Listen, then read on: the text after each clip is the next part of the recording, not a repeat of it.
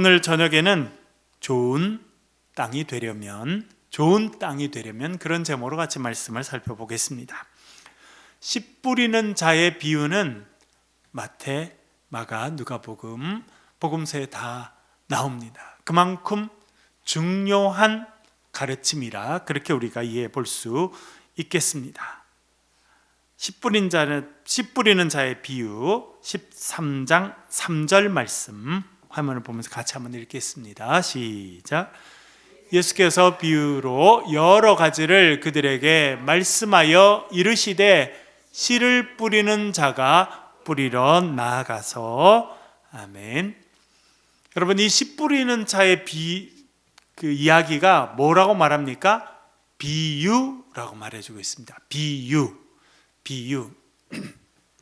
비유는 이제 영어로는 parable이라고 말합니다. parable. 어떤 단어에서 나왔냐면 헬라어에서 나왔는데요. 헬라어로 비유는 파라볼레라는 단어입니다. 파라볼레. 파라는 옆에 있다 이런 뜻입니다. 옆에 있다. 옆에. 볼레는 사실은 던져준다 이런 뜻입니다. 던져둔다.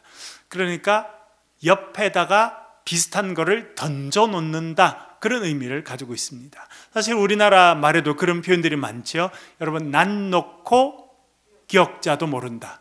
그것은 뭘 이야기하는 겁니까? 뭘 가르치려고 한다는 겁니까? 기억자를 가르쳐 주려고 하는데 이제 그를 모르는 사람이 기억자가 뭔지 모르니까 낫을 딱 갖고 와서 옆에 두고 낫하고 비슷하게 생긴 기억자를 쓰면서 나처럼 생긴 이것을 기억이라고 해. 그렇게 말하는 것도 비유라고 할 수 있습니다. 내 마음은 호수요 그대 노를 저오. 내 마음을 뭐라고 비유했습니까? 호수. 그러니까 어떤 이미지입니까? 여러분, 내 마음이 어떻다고 하는 것을 이야기하는 것입니까? 아주 넓다는 것이고 또 잔잔하다는 것이고 하여튼 여러 가지 그런 우리가 눈에 익숙하게 잘 아는 것을 통해서 보이지 않는 것을 설명해 주는 것, 그것을 비유라 그렇게 말하고 있습니다. 성경에 특별히 복음서에는 비유가 많이 나옵니다. 이 비유를 잘 이해하는 것 대단히 중요합니다. 특별히 신천지가 목숨 걸고 가르치는 것이 비유입니다. 비유. 그것을 비유풀이라 그렇게 말합니다. 비유풀이. 그래서 이 사람들은 딴 것들은 별로 잘 안 건드려요. 근데 뭘 목숨 걸고 건드리냐면 해석하려고 하냐면 비유를 건드려서 이야기합니다. 왜냐하면 비유는 여러 가지 해석이 가능하거든요. 그래서 비유에 대해서 많이 이야기하고 신천지가 서 있는 기둥은 비유풀이라고 하는 비유를 해석해서 하는 방법에 들어가 있습니다. 비유, 그것은 눈에 보이지 않는 것을 눈에 보이는 것과 비교해서 알려주는 것이다 그렇게 말씀드렸죠. 특별히 13장 마태복음 13장은 뭐에 대한 비유가 많이 있습니까, 여러분? 우리 지난번에 배웠죠. 마태복음 5장, 6장, 7장을 뭐라 부른다고요? 산상보훈. 10장을 뭐라 부릅니까? 제자 파송설교. 그래서 예수님께서 제자들을 이제 유대 여러 지역으로 보내면서 이렇게 복음을 전해라 말씀하시는 것이 나옵니다. 13장에는 마태가 비유를 모아두었는데 특별히 뭐에 대한 비유를 모아두었습니까? 천국에 대한 비유를 모아두었습니다. 그러니까 이 씨 뿌리는 자의 비유도 천국에 대한 비유입니다. 하나님 나라에 대한 비유라 그렇게 이해해 볼 수 있겠습니다. 씨 뿌리는 자가 뿌리러 나아갔다 그렇게 이야기합니다. 그런데 여러분, 왜 비유로 말씀하셨을까요? 그 내용이 10절부터 12절까지 나옵니다. 같이 한번 읽어보겠습니다. 읽겠습니다. 시작. 제자들이 예수께 나와 이르되 어찌하여 그들에게 비유로 말씀하시나이까?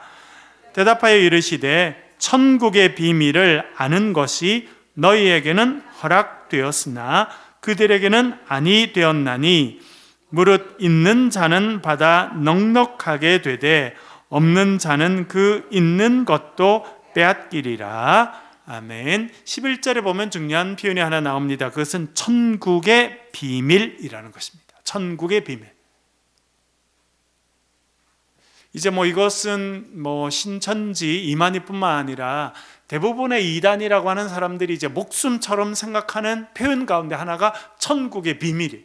그러니까 천국의 비밀이 무엇을 통해서 너희들에게 말하고 있다, 그렇게 이야기하십니까? 비유. 예수님 그냥 쭉 풀어 설명하시지 왜 비유로 말씀하십니까? 했더니 예수님께서 내가 비유로 말하는 이유는 천국의 비밀을 알려주려고 하는 것인데, 이 비유를 잘 깨닫는 사람은 천국의 비밀을 알게 돼서 그 천국을 더 사모하고 더 잘 알게 될 것이고, 이 비유를 잘 알지 못하는 사람은 천국을 알지 못하게 될 것이다 라고 말씀하시는 것으로 그렇게 이해될 수 있습니다. 그래서 아까 제가 말씀드렸죠, 이제 이단들은 대부분 이 비유에 목숨을 걸고, 특별히 신천지는 이 비유에 목숨을 겁니다. 왜? 하나님께서 천국의 비밀을 이 비유 안에 집어넣어 놨다, 그렇게 하기 때문입니다. 그럼 여러분, 구약에는 비유가 뭐 있던가요? 구약에도 많이 나옵니다만 창세기의 대부분 내용은 비유가 아닙니다. 레위기의 대부분 내용은 비유가 아닙니다. 출애굽기의 대부분 내용은 비유가 아닙니다. 그러니까 이단들은 그 중에 아주 일부만 이렇게 목숨 걸고 이렇게 붙잡고 있는 것이죠. 왜냐하면 이 비유를 통해서 예수님께서 천국의 비밀을 알려주셨다라고 그들이 확신하기 때문에 그렇습니다. 그런데 여러분, 예수님이 천국에 대한 천국의 비밀을 비유로만 말씀하신 것은 절대 아닙니다. 그렇게 생각하면 안 돼요. 천국의 비밀을 마태복음 5장, 6장, 7장에 보니까 산 위에서 편안한 말씀을 하시죠. 6가지의 반제로 말씀하시죠. 그러니까 예수님께서는 천국의 비밀을 여러 가지 형태로 말씀하셨습니다. 그 중에 하나가 비유라는 것입니다. 보니까 이제 신천지나 또 JMS도 그렇고 제가 말씀드렸던 이분들의 이제 특징은 다 초등학교 졸업으로 끝났다는 거예요. 초등학교 졸업. 더 이상 이제 고급 공부를 안 했습니다. 구원파의 제일 유명한 사람은 유병언이라는 사람이죠. 지난번에 세모 스ኳ렌 이런 거 하다가 지난번 이제 세월호 사건 그러다 도망치다가 이제 죽었죠.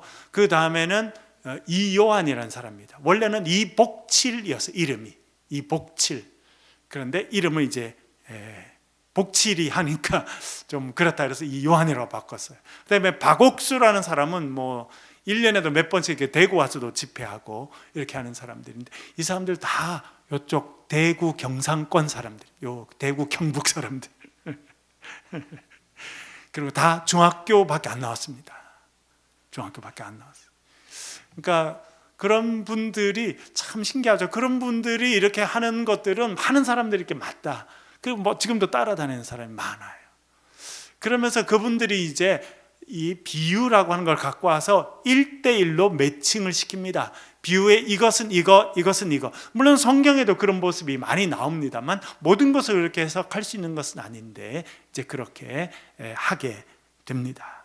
왜 이 사람들이 비유에 대해서 이야기하느냐? 비유를 그렇게 중요하게 생각하고 신천지 전체는 비유풀이라고 하는데 목숨을 다 매달고 있느냐? 이게 이제 본문에 나오는 표현 때문에 그렇습니다. 천국의 비밀이, 예수님께서 천국의 비밀을 알려주시는 방법 중에 하나로 비유를 사용하시는데, 이 사람들은 비유로만 천국의 비밀을 알려준다, 그렇게 이야기합니다. 왜?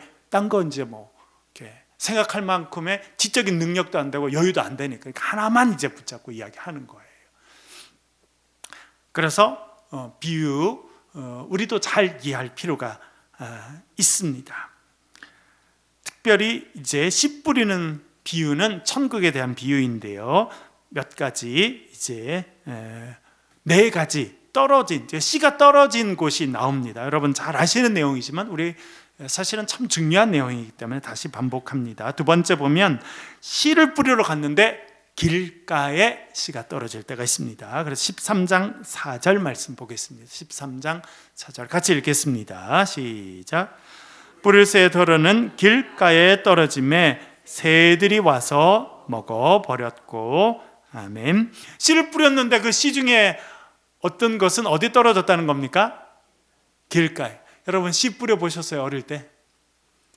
요즘 이제 농사철이 됐지 않았습니까? 그래서 농사철이 돼서 또 농사를 해야 되는데, 참 문제 안타까운 것은 최근에 경북 의성, 또 영덕, 안동 이런 쪽에 큰 불이 나서 이제 봄 농사를 해야 되는데 그렇게 시작하지 못하는 분들 이야기가 나와서 참 이제 마음이 많이 아팠습니다. 뭐 씨를 뿌려서 모종을 이렇게 키워내는 방법은 여러 가지가 있습니다. 제가 작년에 텃밭을 한번 해보니까 씨 뿌리지는 못하고 저희들이 이제 종묘사에 가서 씨가 벌써 한참 좀 자라 있는, 그래서 고추가 이렇게 자라 있는, 뭐 이런 가지도 벌써 자라 있는 이런 걸 갖고 와서 이제 땅을 파서 심는 방법이 있습니다. 그것은 모종을 옮겨와서 심는 거죠. 근데 여러분 어릴 때 제가 보니까 뭐 깨를 심는다든지 상추를 심는다든지 이렇게 보니까 저희 부모님들은 그냥 이렇게 손에 잡아서 이렇게 뿌리시더라고요. 그렇죠? 그래서 많이 나면 그 중에 이제 솎아내서 나머지를 가지고 키우게 되는데, 그렇게 씨를 뿌리는데 여러분 고추씨 이런 거 보셨어요? 동그랗고 아주 얇아요. 조그매요. 그래서 이렇게 뿌리다가 바람이 불면 그 고추씨가 한참 날아가는 거예요. 뭐 지난주 지지난주 산불 때문에도 참 많이 힘들었는데, 그때 이제 바람이 얼마나 많이 불었습니까? 그래서 그렇게 바람이 불면 씨가 많이 날아가니까 그 중에 하나는 길가에 떨어졌다, 그렇게 이야기해 주고 있습니다. 그랬더니 새들이 와서 먹어버렸다. 그 길가에 떨어진 씨를 이렇게 해석해 줍니다. 13장 19절 읽어보겠습니다. 같이 읽겠습니다. 시작. 아무나 천국 말씀을 듣고 깨닫지 못할 때는 악한 자가 와서 그 마음에 뿌려진 것을 빼앗나니 이는 곧 길가에 뿌려진 자요. 아멘. 재밌는 것은 천국 말씀을 듣고라는 표현은 계속 나옵니다. 그러니까 여러분 지금 씨 뿌리는 비유에 이 뿌려지는 씨는 무엇이라는 것을 알려주고 있습니까? 그것은 천국의 말씀이라는 것입니다. 그러니까 씨 뿌리는 자가 지금 손에 들고 뿌리는 것은 천국에 대한 말씀이라는 것입니다. 그리고 그것이 뿌려진다라고 하는 것은 뭐와 관계되어 있냐면 말씀을 듣는 것과 관련되어 있습니다.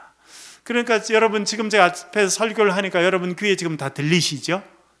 이것은 여러분들이 지금 이 자리에 참여하고 온라인으로 참여만 해도 지금 다 들리게 돼 있는 거예요. 이것이 지금 씨앗을 뿌리는 과정이라는 겁니다. 그런데 이것이 다가 아니고 뒤에 중요한 표현이 나옵니다. 천국 말씀을 듣고 뭐 하지 못했을 때는요, 깨닫지 못했을 때라, 그렇게 말해주고 있습니다. 깨닫는다, 어떤 의미입니까? 어떤 것이 깨닫는 것입니까? 우리가 매일 아침에 말씀을 읽고 성경을 읽고 그중에 나에게 주시는 말씀을 가지고 묵상하게 됩니다. 묵상해서 그 말씀이 나에게 주시는 말씀이 되는 것을 경험하는데 그것이 깨닫는 것입니다. 말씀을 듣는 것 중요합니다. 그런데 사실은 씨 뿌리는 비유에서는 뭘 이야기하냐면 말씀을 듣는 것으로 충분하지 않다는 겁니다. 그 말씀이 우리의 심령 가운데 심겨지는 것, 그것을 깨닫는 것이다, 그렇게 말해주고 있습니다. 그러니까 말씀을 듣긴 들었습니다만 그 말씀이 나의 것으로 다가와서 깨닫게 되고 내 안에 소화돼서 남지 않으면 이제 악한 자가 와서 빼앗아 갈 수 있다, 그렇게 말해주고 있습니다. 그래서 천국 말씀을 듣고 깨닫지 못했을 때에는 악한 자가 와서 그 마음에 뿌려진 것을 빼앗나니 이는 곧 길가에 뿌려진 것이다. 여기서 중요한 것 다시 한번 또 강조해 주고 있습니다. 그것은 무엇이냐면 우리가 말씀을 귀로 들으면 다 듣습니다. 그렇다고 우리가 그것을 다 깨닫게 되는 것은 아니거든요. 그래서 우리에게 필요한 것이 무엇이냐면 나중에나 강조가 됩니다만 말씀을 듣고 깨닫는 거예요. 제가 대학 다닐 때 한참 뭐가 유행했냐면 통독사경회가 유행했습니다. 통독사경회. 여러분들 해보셨죠? 저희들도 그래서 뭐 4박 5일 만에 신구약 통독 이렇게 그런데 참여하고 그랬었어요. 뭐 신구약 1189권인데 얼마나 많아요. 여러분 신구약 성경을 4박 5일에 통독하려고 그러면 뭐 하루에 한 4-5시간 외에는 계속 성경만 봐야 됩니다. 그래서 저희들은 뭐 성경 전체를 통독하기도 하고, 한 번은 뭐 우리 방학 때, 지금은 저기 이제 서울의 경천교회라는데 그 담임 목사님이신데 그 선배 집이 봉화예요. 봉화 완전히 시골에 있는 그 길인데 우리가 한 5-6명 그 집에 갔어요. 왜 갔냐면 성경 통독하러. 그래서 이제 그 방에 앉아가지고 밥 먹고 자는 거 외에는 눈만 뜨면 성경을 읽는 거예요. 그렇게 하고 또 뭐 신약은 1박 2일에도 할 수 있어요. 1박 2일. 그러니까 그 1박 2일은 거의 잠을 안 자고 1박 2일 하면 신약을 뭐 처음부터 끝까지 다 읽는 거예요. 그래서 우리 때는 통독이 유행해서 뭐 통독하느라 그래서 뭐 몇 번 읽었다 몇 번 읽었다. 여러분 제가 어릴 때 부흥회가 많았잖아요. 그래서 부흥회 가보니까 부흥 강사님들 뭐 지금은 누군지 생각 안 납니다. 그분들이 그때 내가 뭐 성경 50번을 읽었다고 그러고, 뭐 어떤 사람 뭐 계룡산에서 100번 읽었다고 그러고. 그것도 꼭 계룡산에 가서 읽었다 그러더라고요. 팔공산이라는 사람 아무도 없어요. 한 번도 만나본 적이 없어요. 팔공산에서 내가 성경 100번 없어요. 그런데 꼭 그 대전에 있는 계룡산에서는 100번 읽었다는 사람이 많더라고요. 그때 잘 읽는 게 중요한가 봐요. 그 사람들은 어디서 읽는 게. 그래서 뭐 성경을 통독해. 여러분 너무너무 중요한데, 적어도 오늘 본문의 말씀을 보면 말씀을 듣는 것 중요한데 뭐 하지 못하면, 깨닫지 못하면, 그것이 나의 말씀으로 다가오지 못하면 이라고 그렇게 이해해 볼 수 있겠습니다. 여러분 우리 교회를 여러분들과 함께 시작해서 우리가 매일 아침에 말씀을 읽는데, 여러분 아시다시피 제가 그래도 미국 가서 신학 박사 공부도 하고 박사 논문도 쓰고 책으로도 내고 여러 가지 하면서 얼마나 공부를 많이 했습니까? 그런데 말씀을 묵상하면서 매일 지나고 보니까 이것이 참 중요하구나 하는 걸 깨닫게 됩니다. 오늘 성경은 천국의 말씀을 듣고 다 들어요. 그러나 깨닫지 못하면, 그것이 나의 것으로 다가와서 나에게 주시는 말씀으로 경험되지 못하면 악한 자가 와서 마음에 뿌려진 것을 어떻게 한다고요? 빼앗아 가버린다. 그것이 길가에 뿌려진 씨앗과 같다. 그렇게 말해주고 있습니다. 그 다음에는 얕은이라고 발음해야 되죠. 얕은 돌밭에 뿌려진 씨에 대해서 이야기합니다. 13장 5절과 6절 읽어보겠습니다. 같이 읽겠습니다. 시작. 더러는 흙이 얕은 돌밭에 떨어짐에 흙이 깊지 아니하므로 곧 싹이 나오나 돋은 후에 타서 뿌리가 없으므로 말랐고. 아멘. 자, 이것을 또 어떻게 설명해 주고 있는지 읽어보겠습니다. 20절 21절 같이 읽어보겠습니다. 시작. 돌밭에 뿌려졌다는 것은 말씀을 듣고 즉시 기쁨으로 받되 그 속에 뿌리가 없어 잠시 견디다가 말씀으로 말미암아 환난이나 박해가 일어날 때에는 곧 넘어지는 자요. 아멘. 돌밭이 있습니다. 여러분, 우리 이제 뭐 시골에 가면 밭이 많이 있잖아요. 뭐 저희 아파트 옆에도 밭이 있고, 올해는 저희들이 안 하기로 했습니다만 저희들이 작년에는 텃밭을 얻어가지고 농사를 했거든요. 그래서 가보니까 밭이 힘들더라고요. 제가 꽃갱이 같은 걸로 막 밭을 파는데 얼마나 힘든지, 그리고 특별히 돌 같은 게 많이 나오더라고요. 제가 생각해 보면 저희 어릴 때도 저희 집 이사를 가서 부모님들이 이렇게 밭을 이렇게 사셨는데 밭에 돌이 많아가지고 저희 어머니가 그랬어요. 야, 세종아, 왔다 갔다 하다가 돌이 있으면 옆으로 갖다 치워라. 그래서 밭을 이렇게 가면 돌이 많아요. 그러면 돌을 옆에다 계속 갖다 치우는. 어떤 밭은, 좋은 밭은 돌이 별로 없어요. 그래서 흙이 부들부들하고, 그러면 밭을 갈기도 좋고 또 밭에 뭘 심기도 좋아요. 작년에 저희들이 빌렸던 밭은 논이었던 것을 밭으로 만들었나 봐요. 그래서 물이 안 빠지더라고요. 물이. 비가 많이 올 때가 있잖아요. 그럼 물이 쑥 빠져야 되는데 물이 안 빠지고 계속 고여 있는 거예요. 그래서 작년에 감자 심었다가 감자 많은 애들은 싹도 못 나고 그 안에 썩어버렸어요. 왜? 물이 안 빠지니까. 그러니까 밭이라고 다 좋은 게 아니고 밭도 수준이 많다는 생각들을 실제로 농사를 또 어줍지 않지만 이렇게 해보니까 그런 생각이 많이 들었는데, 여기 보면 돌밭이 있는 거예요. 돌밭. 밭은 밭인데 뭐가 많다는 겁니까? 돌이 많아요. 그래서 흙이 얕습니다. 그 흙이 얕은 돌밭에 씨가 뿌려진다는 거예요. 그러면 이렇게 말하죠. 그래서 어떻게 표현합니까? 돌밭에 뿌려졌다는 것은 말씀을 듣고, 보세요 여러분, 말씀은 다 듣는 거예요. 씨앗이 뿌려진다는 것은 내가 원하든 원치 않든 나에게 말씀이 들려진다는 것입니다. 그런데 이 돌밭에 뿌려졌다는 것은 말씀을 듣고 무엇으로 받았다는 겁니까? 즉시 기쁨으로 받았다는 거예요. 즉시 기쁨. 야, 저 말씀 나에게 주시는 말씀이네. 아멘. 제가 제 아내를 만나가지고 이제 결혼을 하고 그러면서 이제 처가댁에 이렇게 갔는데, 저희 장모님이 엄청 열심인 분이셨거든요. 그래서 그 교회에서 전도를 1년에 제일 많이 막 20명씩 30명씩 막 매년 이렇게 전도를 막 이렇게 하시는 분이신데, 이렇게 제가 이렇게 가서 이렇게 보면 어떤 데는 뭐 장모님도 계시고 장모님이 전도하거나 뭐 이런 분들 옆에 계시잖아요. 그런 분들 보니까 누가 이렇게 말씀을 하면 야, 아멘 해라 이렇게 이야기하더라고요. 아멘 해라 네가. 아멘하고 네가 받아라 이렇게 이야기를 하신 그런 분들 계시죠 여러분.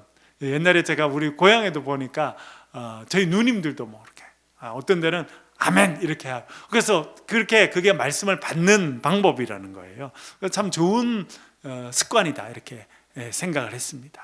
그렇게 어떤 말씀이 주어지면 아멘 하면서 내 말씀으로 기쁨으로 받는 거 너무나 좋은 이야기죠. 그런데 그 다음에 문제는 뭐냐면 흙이 얕다는 겁니다. 얕다. 그래서 말씀을 즉시 기쁨으로 받았지만 흙이 깊지 못해서 싹이 나오지만 뭐가 깊이 내리지 못했다는 겁니까? 뿌리가 깊이 내리지 못해서 어떻게 됐냐면 해가 돋은 후에는 타서 뿌리가 없어서 말랐다. 제가 이번에 이것을 다시 한번 생각하게 됐어요 여러분. 여러분, 농사를 지어서 싹이 나서 자라기 시작하면 물을 주죠. 그 다음에는 제일 중요한 게 무엇입니까? 해가 나야 돼요. 해가 많이 나야 얘가 쑥쑥쑥 자랄 수 있습니다. 물을 주고 나면 얘가 해가 있어야 쑥쑥 자라는 거예요. 뭐 역사도 보니까 뭐 최근 역사에도는 없었습니다만, 여러분 뭐 예전에 있었던 역사 이렇게 보면 이제 화산 폭발 같은 게 있잖아요. 화산 폭발 같은 거. 뭐 몇 년 전에도 인도네시아 같은 데 화산 폭발이 있고, 또 남태평양 가운데도 화산 폭발이 있고 그렇게 했던데, 큰 화산 폭발이 있으면 뭐가 올라오냐면 화산재가 이렇게 올라와서 한동안은 햇볕을 가려버리는 일이 있는 거예요. 그러면 어떻게 되느냐? 태양빛이 도착하지 못합니다. 그러면 농사가 안 됩니다. 왜냐하면 식물이 자람에 있어서 제일 중요한 건 두 가지입니다. 하나는 물이 있어야 되고, 그 다음에는 태양빛이 있어야 그 태양빛을 받아서 광합성 작용을 해서 영양분을 만들어내서 성장하게 되는 거예요. 그러니까 여러분, 태양빛이 있는 건 너무 중요합니다. 그런데 참 신기하게도 보세요 여러분, 여기 돌짝밭에 떨어진 씨앗은 싹이 났습니다. 뿌리도 났습니다. 그런데 흙이 얇아서 뿌리가 깊이 내리지 못했더니 뭐가 그 싹을 죽여버렸다고 말합니까? 해가 났더니 말랐다. 참 여러 가지 의미를 우리에게 주는 말씀이다, 그렇게 생각됩니다. 여러분, 식물이 자랄 때 물이 있고, 그 다음에 제일 중요한 것은 햇볕이 있어요. 태양이 떠야 됩니다. 제가 지난번 텃밭 얻은 다음에 겨울에 겨울이 다 돼서 뭐 이렇게 무하고 배추를 이렇게 사다 심었어요.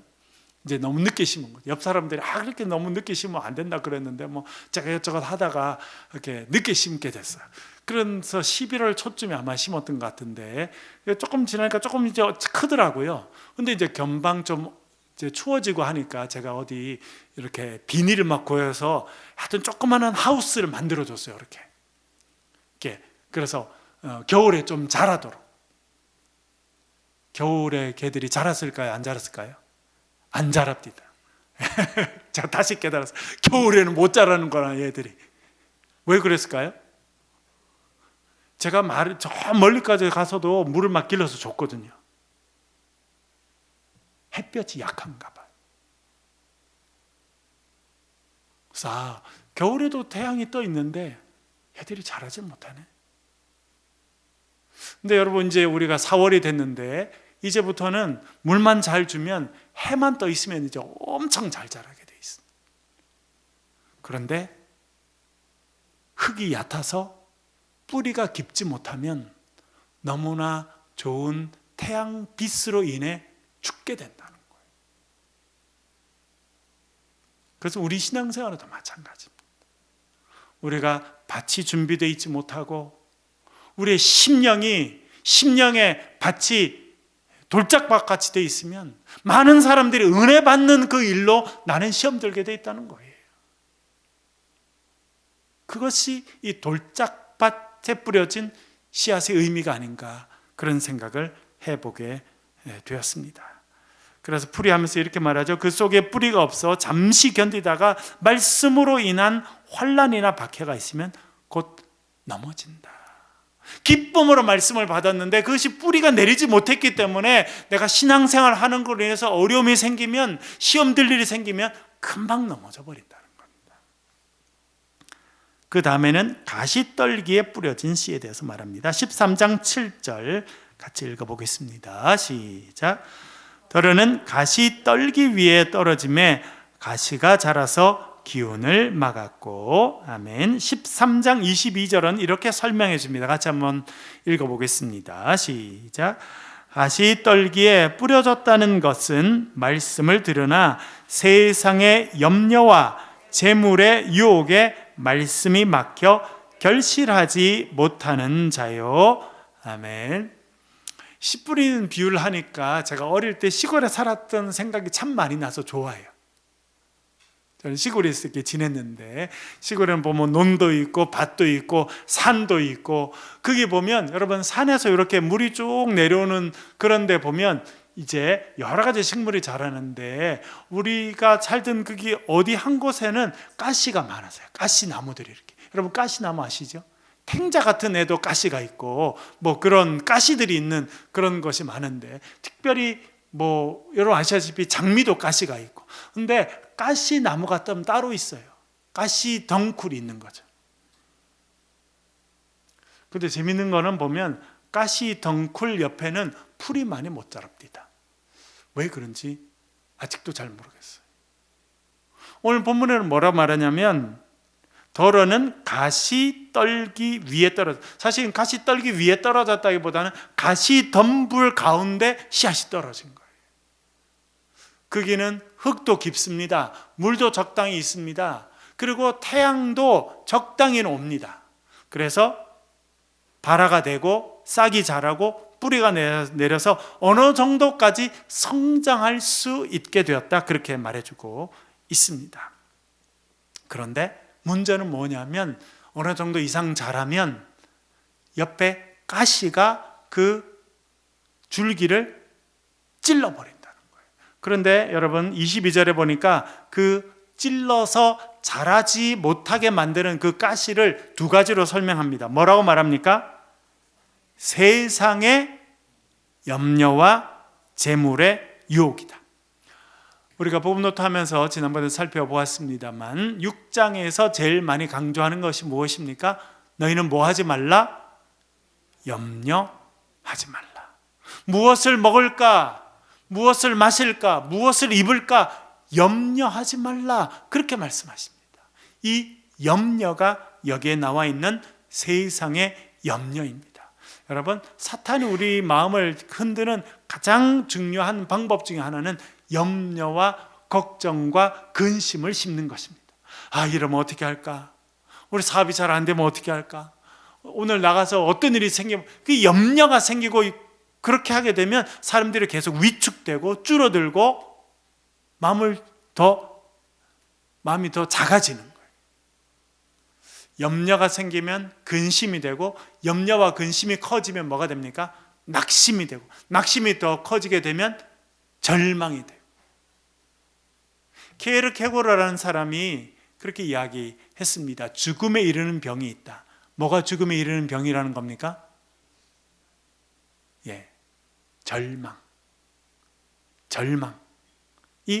죽음에 이르는 병이라는 거예요. 암이 죽음에 이르는 병이 아니고, 심장병이 죽음에 이르는 병이 아니고, 절망의 전 단계는 낙심입니다. 낙심. 지난번에 우리 권영모 목사님 오셔서 설명해 주셨잖아요. 설교하면서 낙심은 뭐라고요? 마음이 떨어지는 거예요. 낙심, 마음이 털컹 떨어지고. 여러분 그런 경험 해보시긴 하셨죠, 그렇죠? 뭐가 이야기 들으면 뭔가 큰 충격을 받으면 갑자기 힘이 탁 풀리고, 맥이 풀리고, 다리에 힘이 풀려서 주저앉게 된, 그것이 어떻게 보면 낙심이에요. 낙심이 겉으로 드러나는 모습이 그렇게 다리가 풀려서 주저앉게 되는 거예요. 그것이 반복되면 절망이 됩니다.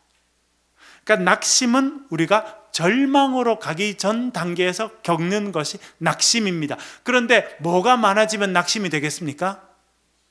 근심이 많아지고, 걱정이 많아지고, 염려가 커지면 낙심이 됩니다.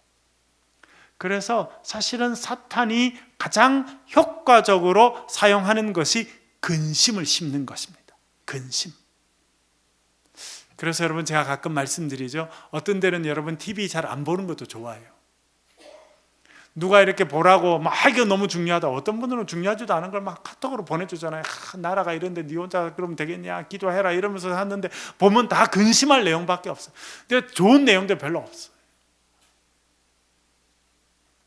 그런 것들에 계속 생각하다 보면 근심하게 되고, 걱정하게 되고, 그것이 걱정과 근심이 커지면 낙심하게 되고, 그 낙심이 커지면 결국 절망하게 되고, 절망은 우리 인간들을 사망으로 데려간다, 죽음으로 이끌어간다는 것입니다.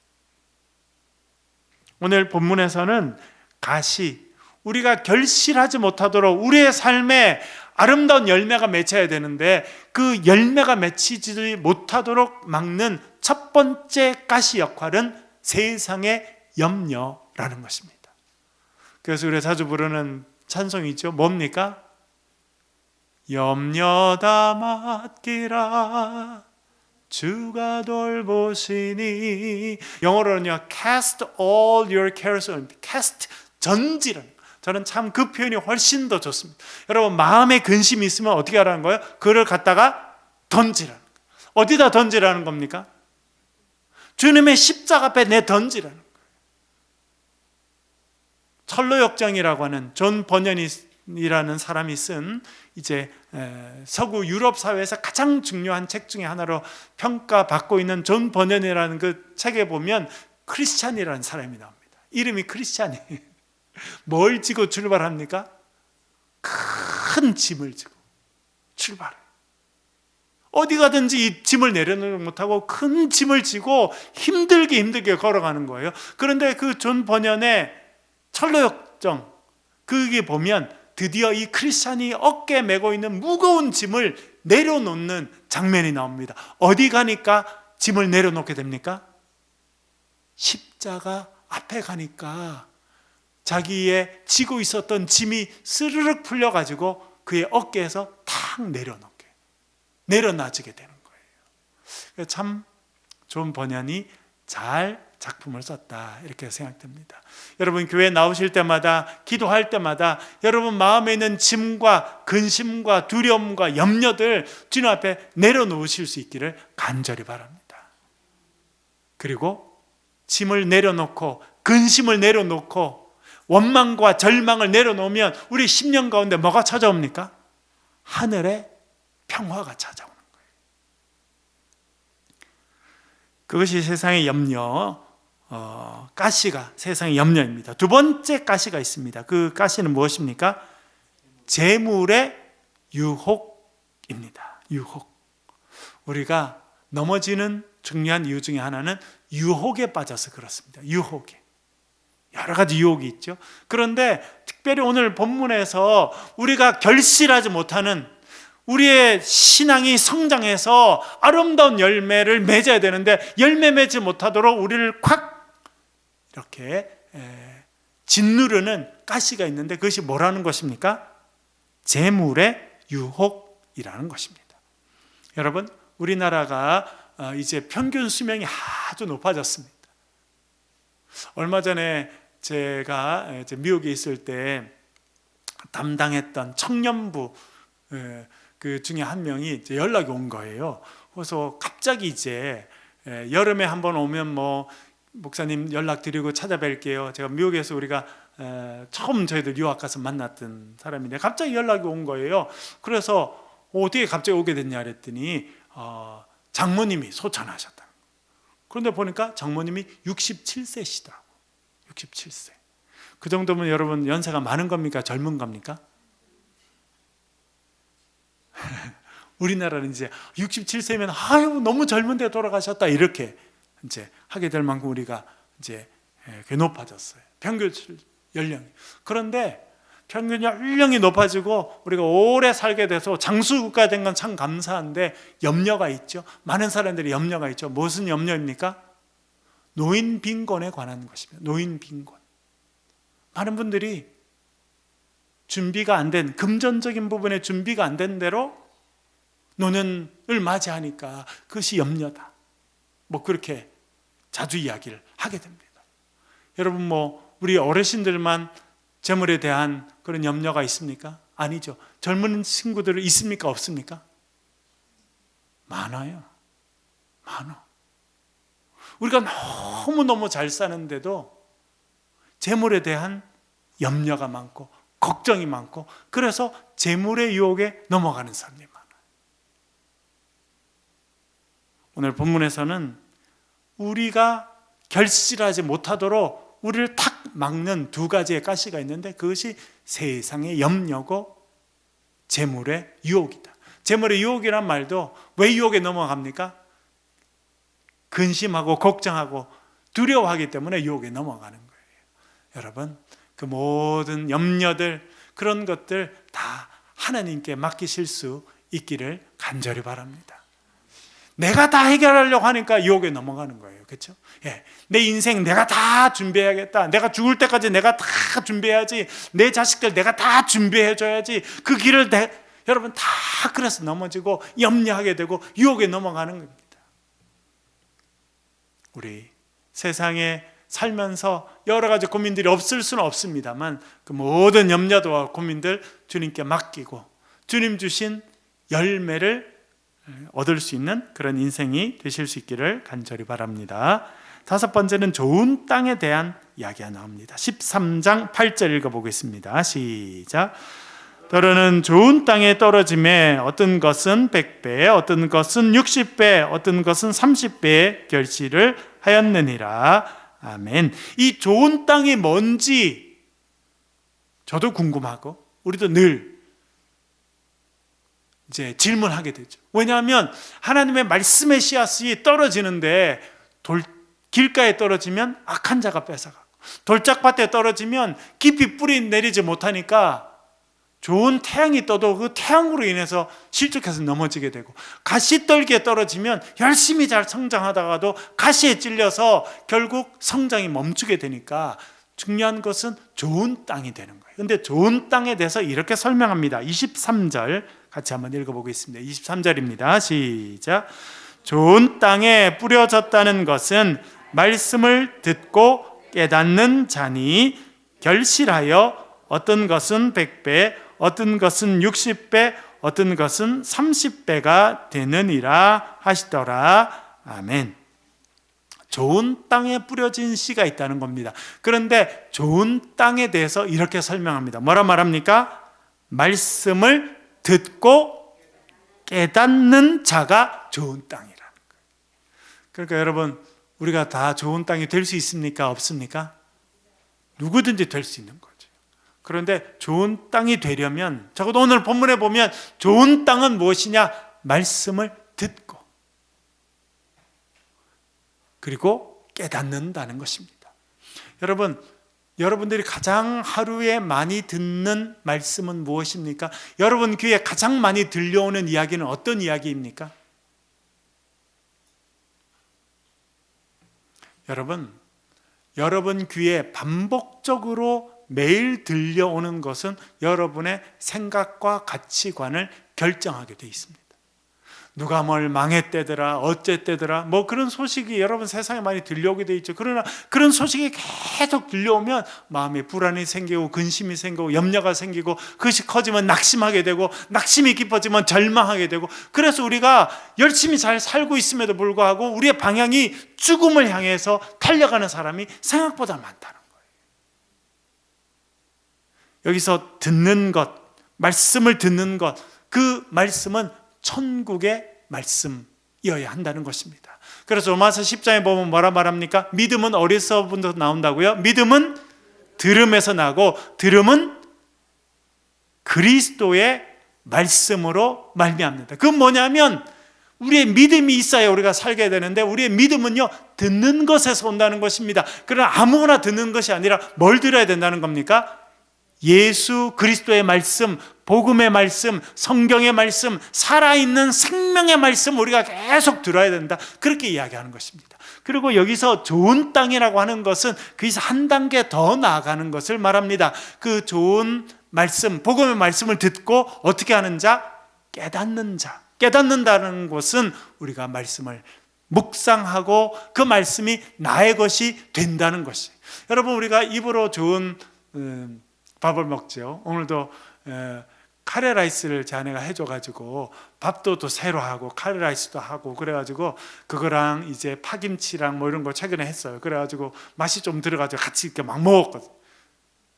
너무 맛있죠.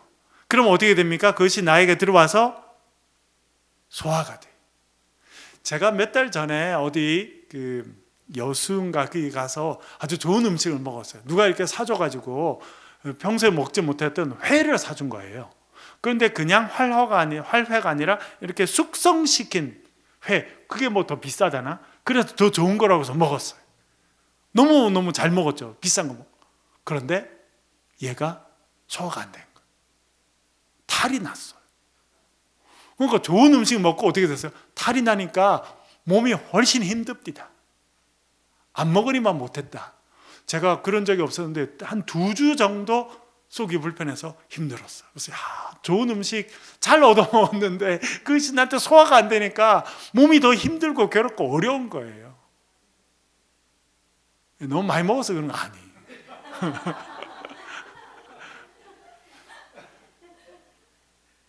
물론 뭐 많이 먹긴 했습니다만, 그래서 제가 깨닫는 게 있는 거예요. 뭐냐면 말씀을 잘 듣고 그 말씀을 듣는 게 먹는 거잖아요. 여러분, 먹는 거랑 똑같습니다. 구약의 만나를 먹는 것과 마찬가지고, 여러분 요한복음에 묵상하니까 나는 하늘에서 내려오는 살아있는 떡이다. 나를 먹는 자는, 나를 믿는다는 것, 먹는다는 것, 듣는다는 것 다 마찬가지예요. 우리가 주의 말씀을 듣고 그 말씀을 깨닫는다는 것은 우리가 음식을 먹고 그것이 내 가운데 잘 소화되는 거나 마찬가지예요. 그렇게 되면 어떻게 된다는 겁니까? 우리 자신이 좋은 땅이 된다는 겁니다.